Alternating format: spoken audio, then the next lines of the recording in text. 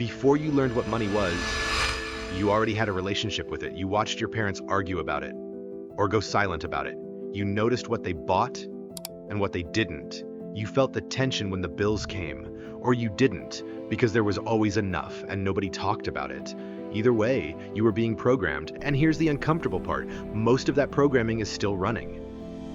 Right now, inside every financial decision you think you're making freely. This isn't a theory. This is neuroscience, behavioral economics, and decades of research that most people will never read because it's easier to blame the economy. Psychologists have a name for it. Money scripts, not a self-help term. Clinical language used to describe the unconscious beliefs about money that drive adult financial behavior. Things like, rich people are greedy. We're not the kind of family that has money. Debt is just part of life. You have to struggle for everything you get. Sound familiar? It should. Because you didn't choose those beliefs. You absorbed them before the age of 10. From the people who fed you in a house you had no power to leave, and they have been quietly making your financial decisions ever since. They've actually studied this, and the results are not flattering. Families were tracked across 3 generations, not their wealth, their habits, the way they thought about, spent, avoided, and argued about money, transferred with startling consistency. Grandparents to parents, parents to you. Here's what that looks like in real life. A woman grows up watching her mother hide money from her father. Secret cash in an envelope behind the cereal boxes. She learns without a single word being spoken that money means control, that you protect yourself by hiding resources. 40 years later, she's in a loving marriage, financially stable, and she still has a secret account her husband doesn't know about. She doesn't know why she does it. She has never felt unsafe. But the script is running. That is not a dramatic edge case. That is Tuesday. The data is clear. This isn't coincidence, and it isn't a character flaw. It's transmission, like a virus. Except nobody warned you that you were exposed. There are 4 patterns, 4 ways the programming shows up. And I guarantee you recognize at least one of them. Probably in yourself.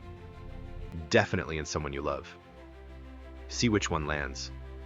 The first is the avoider. Money is bad. Rich people are corrupt. Wanting more makes you greedy. So unconsciously, they make sure they never get it. They turn down opportunities. They avoid looking at their bank account. They feel guilty spending money even on things they need. The script keeps them exactly where it told them people like them belong. The second is the worshiper. More money will fix it. Happiness is just one pay rise away, except it never arrives because the finish line moves every time they get close. They earn more, spend more, and somehow always end up back at 0. Not bad luck, programming. The third is the status player. Self-worth tied directly to net worth. Buying things not because they want them, but because of what other people will think. This one is quietly destroying an entire generation raised on social media. You know who you are. And the fourth is the anxious saver. Sounds responsible, sometimes is, but taken too far it becomes paralysis. Never spending, never enjoying, living in constant terror that everything could disappear. Wealth without the ability to use it isn't freedom. It's just a different kind of broke. Ask yourself honestly, which one sounds like someone you grew up watching? Let's talk about what this actually costs, not emotionally, in money. The avoider who never invests because the stock market is for rich people misses decades of compound growth. At a modest 7% annual return, £1,000 invested at 25 is worth nearly 15,000 by retirement. The script didn't just cost them peace of mind. It cost them £14,000 per thousand every single year they delayed. The worshiper who earns $80,000 a year and saves nothing because every raise unlocked a bigger lifestyle is one redundancy letter away from crisis. Not because of income, because of a belief formed when they were 8 years old watching someone they loved equate spending with success. The status player leasing a car they cannot afford to impress colleagues they do not like is paying interest on a depreciating asset to maintain an identity they never chose. The car is not a purchase, it is a symptom. And here is the line that should actually disturb you. Every single one of those people believes they are making rational decisions. That is what makes this dangerous. You cannot see the script, you just experience the consequences and call it life. Now, before you use this as a reason to blame your parents and do nothing, let's be clear. Understanding your money script is not an excuse. It's a diagnosis. And a diagnosis is only useful if you do something with it. Here is what the research also shows, and this part matters. Once people become consciously aware of the script they are running, their financial behavior changes. Without a windfall, without a pay rise, without a course or a coach, awareness alone starts to move the needle. Because you cannot fight an enemy you cannot see. Most people are losing a war they don't even know they're in. And they will spend their entire lives wondering why the numbers never add up. So here's what this looks like in practice.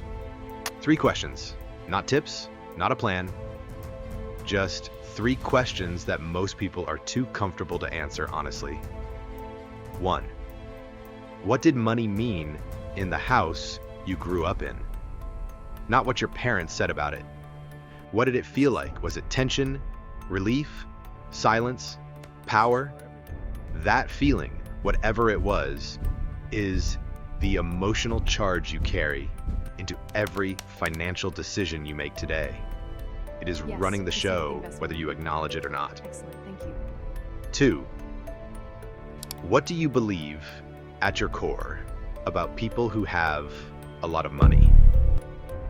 Be honest. If there is any edge of contempt or suspicion in your answer, you are running an avoider script.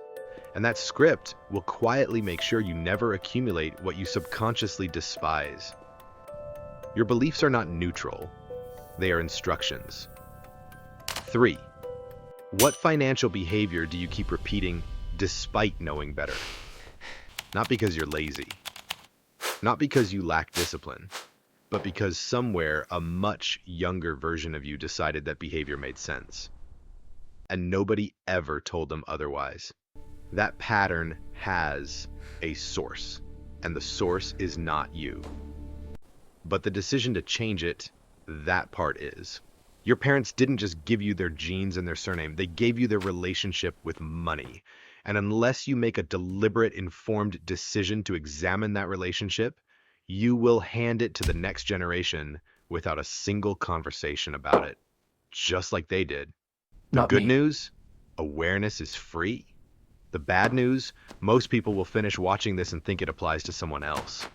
That is the most expensive thought you will ever have.